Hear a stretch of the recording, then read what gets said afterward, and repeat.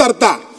ಈ ಕಾರಣದಿಂದನೇ ಈ ಬಜೆಟ್ ಜನರಿಗೆ ಏನನ್ನು ಕೊಟ್ಟಿಲ್ಲ ಅನ್ನುವ ಕಾರಣಕ್ಕೋಸ್ಕರನೇ ನಾವು ಚೊಂಬಿನ ಪ್ರತಿಭಟನೆಯನ್ನು ಇವತ್ತು ಮಾಡಿದ್ದು.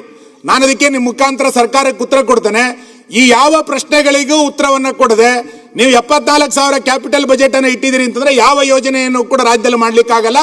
ನಂದು ಅದಕ್ಕೆ ಸಲಹೆ, ನೀವು ಇಂದಿರಾ ಕಿಟ್ಟಿನ ಜೊತೆನಲ್ಲಿ ರಾಜ್ಯ ಜನರಿಗೆ ಒಂದೊಂದು ಚೊಂಬು ಕೊಟ್ಬಿಡಿ ಆ ಕಿಟ್ಟಿನ ಜೊತೆಗೆ. ಅವಾಗ ಸರ್ಕಾರದ ಬಜೆಟ್ ಏನು ಅನ್ನುವಂಥದ್ದು ಜನರಿಗೆ ಅರ್ಥ ಆಗುತ್ತೆ. ಇನ್ನು ಬಜೆಟ್ನಲ್ಲಿ ಉದ್ದಕ್ಕೆ ನೋಡ್ತಾ ಹೋದಾಗ ನಾನು ಬಜೆಟಿನ ಲೈನ್ಗಳನ್ನು ಓದ್ತಾ ಇದ್ದೆ.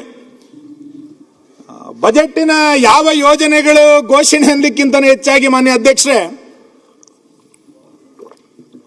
ಸಿದ್ದರಾಮಯ್ಯನವರು ವಿತ್ತ ತಜ್ಞ ಅಂತ ಹೇಳ್ತಾ ಇದ್ರು, ಬಹಳ ದೊಡ್ಡ ಆರ್ಥಿಕ ತಜ್ಞ ಅಂತ ಹೇಳ್ತಾರೆ.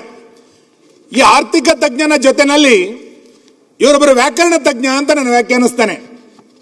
ಯಾಕೆಂತಂದ್ರೆ ಇಡೀ ಬಜೆಟ್ನಲ್ಲಿ ಹೊಸ ಹೊಸ ಶಬ್ದಗಳನ್ನ, ನಾವು ಕೇಳದಲೇ ಇರುವಂತಹ ಶಬ್ದಗಳನ್ನ ಪ್ರಯೋಗ ಮಾಡಿದ್ದಾರೆ.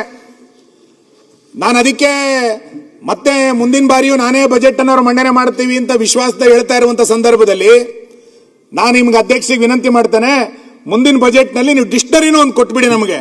ಯಾಕೆಂದ್ರೆ ಹೊಸ ಹೊಸ ಶಬ್ದಗಳು, ನಮಗೆ ಗೊತ್ತಿಲ್ಲದೆ ಇರುವಂತ ಹೊಸ ಹೊಸ ಶಬ್ದಗಳನ್ನ ಉಲ್ಲೇಖ ಮಾಡ್ತಾ ಇದ್ದಾರೆ.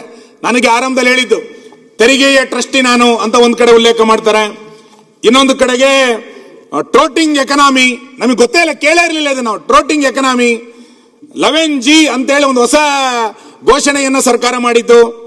ಫಲಧಾರೆ ಎನ್ನುವಂತ ಇನ್ನೊಂದು ಹೊಸ ಶಬ್ದ, ಭೀಷ್ಮ ತತ್ವ ಅನ್ನುವಂತ ಇನ್ನೊಂದು ಶಬ್ದ, ಬೆಂಕಿಯನ್ನು ಬೆಳಗಾಗಿಸುವುದು ಅಂತೇಳಿ ಒಂದು ಹೊಸ ಪ್ರಯೋಗ, ಬೆಂಕಿಯನ್ನು ಬೆಳಗಾಗಿಸುವುದು, ಬೆಂಕಿನಲ್ಲಿ ಬೆಳಕನ್ನ ಕಾಣ್ತೇವೆ ಎನ್ನುವಂತ